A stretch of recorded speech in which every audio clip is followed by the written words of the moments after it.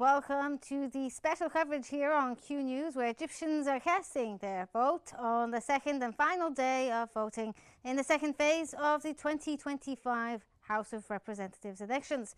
Polls open until 9 p.m. this local time. Voters across 73 constituencies and more than 5,200 polling stations are choosing from 1,316 candidates for individual seats, alongside party lists in the Cairo, South and Central Delta, as well as East Delta regions. Stay with us for live updates and on-the-ground reports as the day continues to unfold. Judge Ahmed bin Day, the National Elections Authority, confirmed that voting is underway across 5,287 subcommittees and 13 governorates on the second and final day of the 2025 House of Representatives elections. All polling stations have resumed work and are receiving voters. Judge bin Day noted that the last polling station to open was Subcommittee 91 in Minyat Qamh at 10:20 a.m. local time, while Subcommittee 118, Shibin Kum, faced a brief delay due to a late arriving presiding judge, now supported by a colleague. The second phase of voting covers Cairo, Qalyubiyya, Dakhiliyya, Shibin Kum, Munufiyya, غربية, كفر الشيخ, شرقية, Damaita, Port Said, Ismailia, Suez, North Sinai and South Sinai. Thousands of candidates are contesting for individual and party list seats across multiple districts in these governorates. After polls close, counting procedures will begin. Subcommittee heads separate ballots for individual candidates and party lists, verify security seals, and announce tallies in the presence of committee secretaries, candidate representatives, observers, and the media. Each subcommittee delivers its counting report and ballots to the General Committee, which then announces the result. Candidates have up to 24 hours to submit appeals, which the National Election Authority must review and respond to within 24 hours. Voting continues today as Egyptians across the country exercise their right to choose their representatives in the House of Representatives.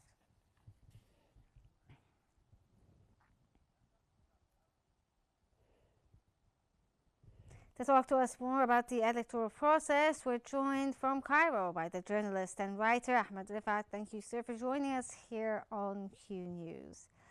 Sir, let's start off by asking you, how does the election process empower citizens to shape Egypt's legislative priorities?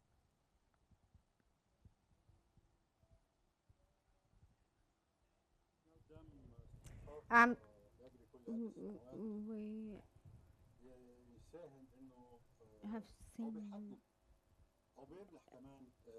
actually these milestones allow the Egyptians or electoral entitlements. They allow the Egyptians to choose who to represent them. We have the House of Senators and the House of Representatives, and the first one is on for now, and then the second room for the House of Representatives is still on hold, so that the parliament is full again. The first phase was successful, except for the few violations and complaints that we have seen, and it happened in around 19 polling stations out of a much larger number, and so they were dealt with, and the election, and they will have a rerun for the elections. And now in the second phase we have 73 districts and 1,316 candidates. We have 5,287 polling stations, and so this is a very large number. We have more than 35 eligible voters, and this is such a very large number. And so we're witnessing the elections happening in the 13 governorates. The Egyptians know them: Cairo, Qalyubiyya, Munufiyya, Dakhiliyya, Sharqiyya, Gharbiyya, Kafr Sheikh, Damietta, Ismailia, Port Said, Suez, North Sinai and South Sinai. The second day is almost over. And actually, the first phase was much calmer when it comes to the turnout rate, and also there weren't much comments from the candidates. Today we saw two violations, one in Road Al Farag. One of they were campaigning for one of the candidates by bribing people, and then another one in Al Salam, and both of them were handled, and hopefully the remaining hours will be peaceful, and we'll be waiting for the vote count. So, sir, overall, how would you describe the electoral scene here in Egypt?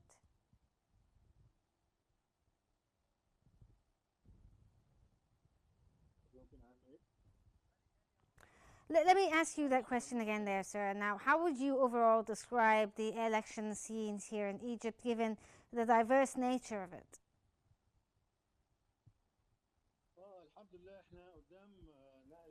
Of course, we are witnessing something that's very important here. That's happened.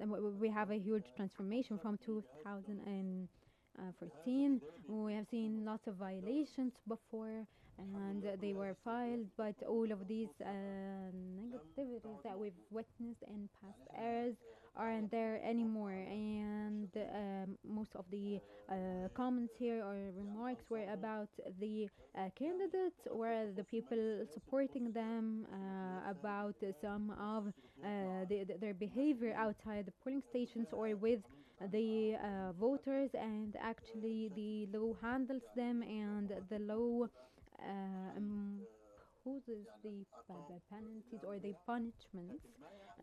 But what matters to the Egyptians and the monitors is that the violations that used to happen aren't happening anymore.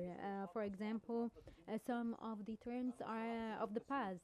Uh, for example, the one of the candidates keep adding votes to the ballot boxes that aren't theirs, without anyone noticing, or maybe even they bribed some of the security or the judges there. And so these negative things or crimes that used to happen aren't here anymore. And we have also seen before the voters actually voting for people who are no longer alive or are even outside of the country. And then this, of course, is a grave violation. People were manipulating the ballot boxes and the vote counting, and so this doesn't happen anymore. It's a thing of the past. Um, Also, not allowing people to vote because they support a certain candidate, but now everyone can vote. Also punishing the employees or the workers if they actually support a certain candidate or party. And so we have no ruling party anymore, and so punishing the workers or giving them money or whatever if they support a certain candidate or vote for a certain candidate. And so we've seen lots of violations before, but they aren't happening anymore, and they were detected and they've handled them really well. We see nothing like them now, and everyone knows that progress is actually through a few steps. And so today we've reached a very successful state, and we'll be working and doing more in the next elections, and so and so, and the violations will keep getting less and less. And so this is how things work, and how people progress, and how nations progress. And so this is something that we've been hoping for years, and thank God that we've reached this point, and we need to build on it further. Well, sir, as you said, the scene today is very different from it was in the past. We're seeing, obviously, from the cameras that things are very orderly, well organized. Security is on top of things, and the general observation of the electoral process is going quite well. Now, how does this sort of contribute to Egypt's international image when it comes to projecting the idea of, empowerment of the average citizen, and as well the democratic process?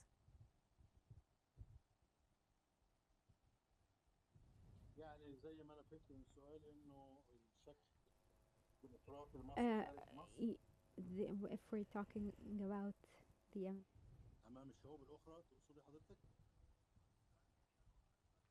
Okay, sir, you talked about a very different scene there from previous elections, that things are going much better, they're smoother.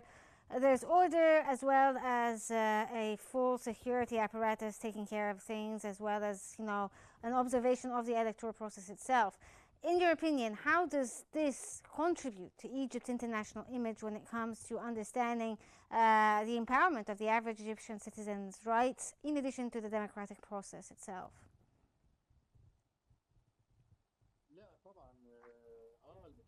of course, uh, things are going well, and we're hoping for an even better electoral process in the future. We want a civil and advanced country here. Everyone is watching Egypt, and all eyes are on Egypt. Egypt is a very important country, and everyone cares about it. They want to come here, work with Egypt, invest in Egypt, even come as tourists. We had an agreement with the European Union, and so Egypt here is actually a very large country. I'm not saying that they're dealing with Arab countries or with the African Union. No, we're dealing with the European Union now.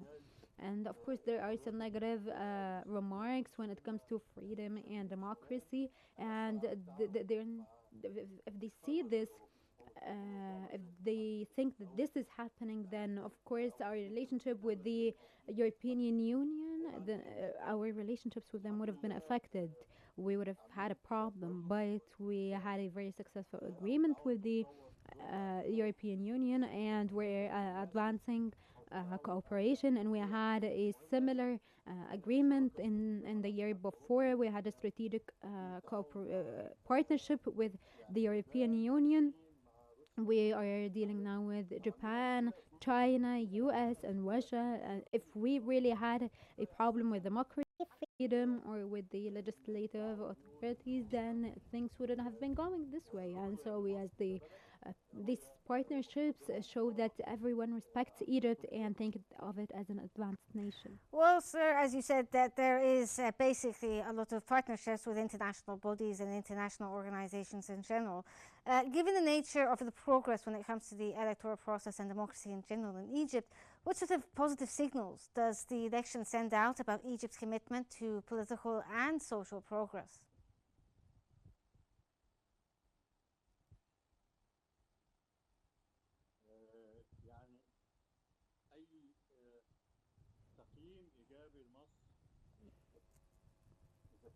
Any positive evaluation, it is actually very good for Egypt. Either it is economic or diplomatic.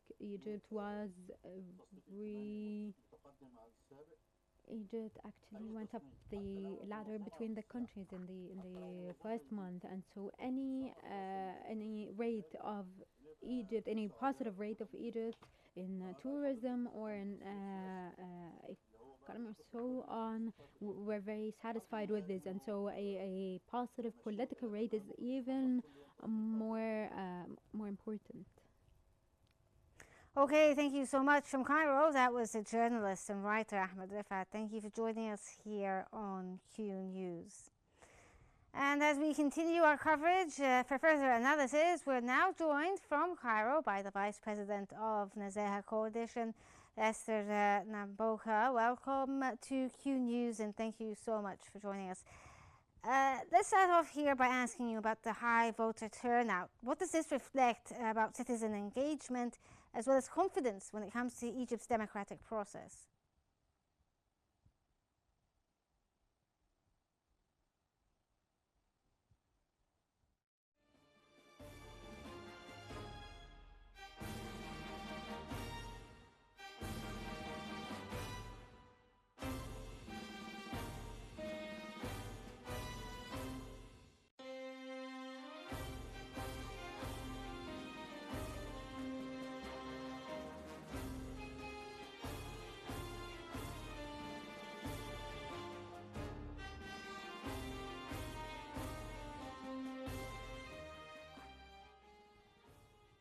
The House of Representatives is the legislative authority responsible for enacting and issuing laws in Egypt in accordance with the 2014 Constitution and its 2019 amendments. It is the elected parliamentary body that exercises legislative authority, oversees the government, and shapes the state's public policy. The House consists of no fewer than 450 members, elected through direct public ballot, with due regard for fair representation of the population and the governorates. Elections may be conducted through the individual system, the list system, or a combination of both. Under the 2025 election, the President of the Republic may appoint up to 5% of the members. The country has been divided into constituencies for the individual system, in addition to 4 constituencies for the list system. 2 of these districts are allocated with 40 seats each, while the other 2 receive approximately 102 seats each. To qualify for the membership, a candidate must be Egyptian, enjoy full civil and political rights, have at least a basic education, and be no younger than 25 years old at the time of candidacy opening. The election law reflects constitutional pluralism, ensuring representation of women, persons with disabilities, and Egyptians abroad, thereby strengthening public participation and political inclusion. A parliamentary term lasts 5 years, beginning with the first session. A new House must be elected during the 60 days preceding the end of the current term. Before assuming their duties, members must take the constitutional oath, pledging to uphold the Republican system, respect the Constitution and the law, protect the interests of the people, and safeguard national independence. Members retain their original jobs and receive remunerations determined by the law. They are required to submit financial disclosure upon assuming office annually and upon leaving office. They are prohibited from purchasing or leasing state property or engaging in transactions with public sector companies. Membership may only be revoked for loss of confidence or violation of membership conditions, and such a decision requires a 2/3 majority of the House.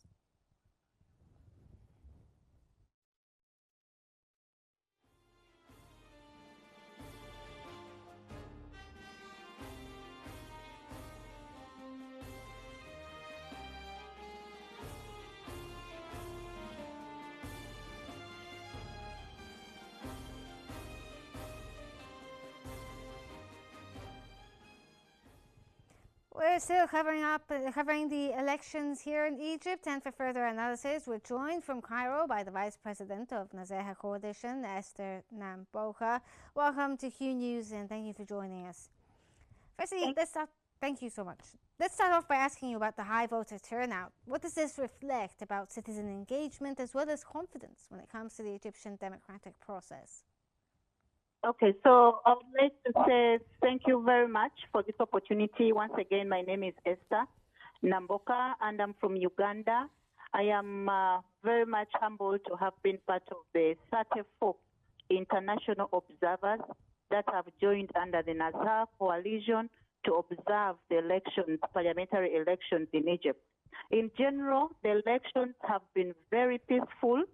The elections have been transparent, in a way that the media houses have had access to the polling stations with no denial. The international observers, ourselves, we have been also allowed to access the polling stations after making sure that we are the right people to be in the place. So this shows that there is transparency, openness, and nothing to hide. So those are just the general comments, but I would like to mention just a few key highlights of our today's observance. First of all is to first say that the security has been on standby. The police, together with the other security organs, have done a very good job to make sure that the citizens are exercising their right to vote in a peaceful manner. with nobody disorganizing or causing instability in the community. We also recognize that the judges, together with their committees, they were seated and performing their jobs as required. At no point would you find a staff who was moved away and left the voters on their own. And in especial, I would like to say thank you to the women. The women have come out in very, very big numbers. The sick, we have seen the sick being supported by their families. We have seen the blind, we have witnessed the blind being supported by their families to come and vote. We have seen the old people. For us, this looks very highly and is recommended as elections that have been very inclusive. Nobody has been left behind. Nobody has been left in their bedrooms. Nobody has been left in the kitchens. They have all come out in big numbers. The young people, the future of the young people lies in their hands. And if they are able to come out and choose their leaders, the leaders who will be able to work for them, the leaders who will be accountable to them, I think for us as the international observers, these are very good things to observe. And also, among the key highlights, to look at the female judges. We want, as Africa, we want to see women being able to participate in political spaces. We want the women to come out and take up leadership. We don't want women who are left behind, women who are not able to have their voices. So when we have seen, we have been able to see female judges who have led their subcommittees very well. They have performed. This means that when it comes to gender equality in Egypt, it is very well respected, and this is something that many African countries have to emulate from Egypt. Please allow me also to just add that in one particular school, we observed the respect for culture. I am an African woman who believes that my norms and cultures have to be respected. So in one particular school, I managed to observe that the women were having their own subcommittee and the men were having their own subcommittee separated. So I think there's a respect for culture, and the National Elections Committee, authority in Egypt has done very well to ensure that this is observed and highly respected. The media, I think it has been, as I think I've already mentioned it, that the media has been also allowed to access. The people have turned up in big numbers. In the morning, we're actually very worried. We got concerned and thought that maybe some people would not be able to vote, but good enough as we speak. Yes. Well, I mean, obviously from your observations there, it seems that the things are going quite smoothly, and it may possibly showcase a diversity, as you've said there, with women, senior citizens being able to access the election. In your opinion, in what ways are these elections showcasing strength and stability when it comes to the engagement in the political institutions as well as democratic access? Yes. First, when we as international observers, if we are able to observe that actually there has been inclusivity and diversity, for us, I think it's not just an issue of elections, but it's an issue of saying that the slogan that says "leave no one behind" has been exercised. And actually, when it comes to democratic processes, we come to observe that Egypt has done exceptionally well. If I compare to the other countries that have observed elections with, you realize that there's no respect for democratic processes. Violence begins before elections, violence will be within the elections, and violence will come post-elections. So these are things that I think we need to recommend to other African countries to emulate and be able to actually take a leaf from.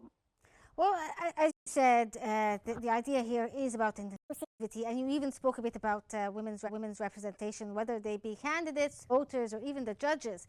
Now, what's your belief about this, precedence of women being around? Is this something that you would like to emulate, for instance, in other African countries as well? Just come again. I didn't hear you so well there.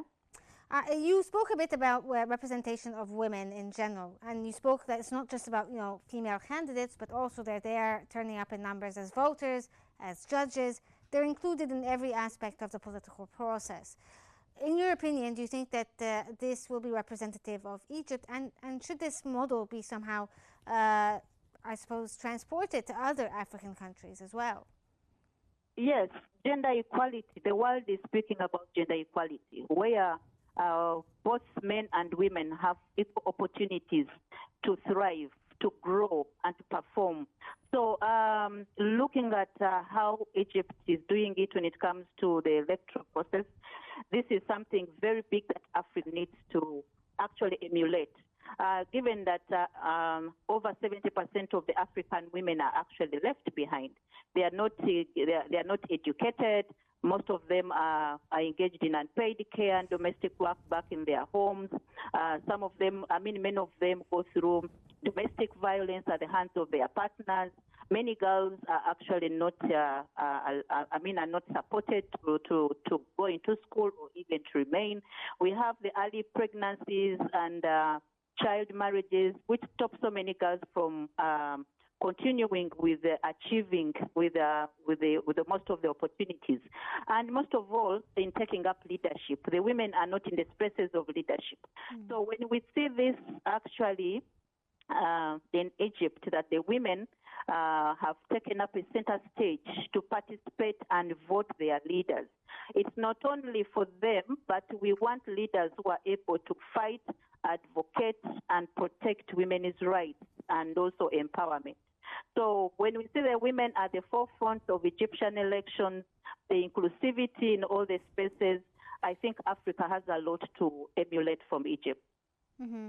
Well, if also those who turn up to the elections is not just women, but young people have taken part in droves in this election process. How important do you think this is, and what positives could we get out of having the youth take part in this election process? Okay, so the young people, we always say that the world is young. Why? Because over 50% of the world's population is young. So you realize that when we have the young people coming out in big numbers, it means that their future is secured. But also this becomes an example for them, not only to leave other people to lead, but even themselves to be directly involved into participating into leadership.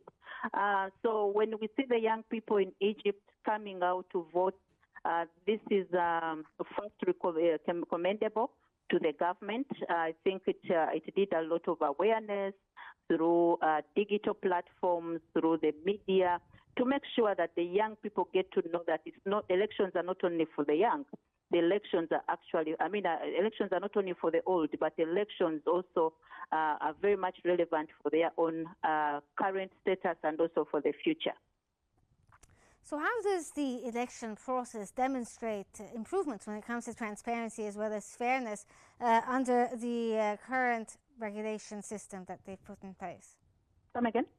When it comes to the transparency and fairness of this election, how do you see it in terms of improvements when it comes to the new regulations that they've added for to ensure basically transparency and fairness in the election process?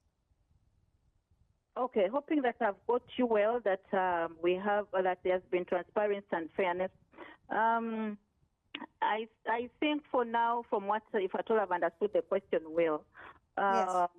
The transparency and fairness is something that we always look out in every election, and especially as international observers, because these are the key elements when it comes to international standards that follow the democratic processes in having the elections done well. So when we look at Egypt, which is able to carry out its elections in the open, with the people being able to ask, everybody being accountable, and making sure the process is going on well. So this is something that also Africa needs to emulate, and also the young people need to learn, and I'm sure that if this is emulated to different countries, then the world would be a better place to live. Okay, from Cairo, that was the Vice President of the Sahel Coalition, Esther Namboka. Thank you so much for joining us here on Q News. And with the Egyptians voting on the second and final day of the House of Representatives elections, the focus now moves to securing the ballot handling, counting, and the official compilation of results. We'll continue to follow the developments closely and provide verified updates as they come in. So stay with us here on Q News to get the updates about the coverage here on the elections.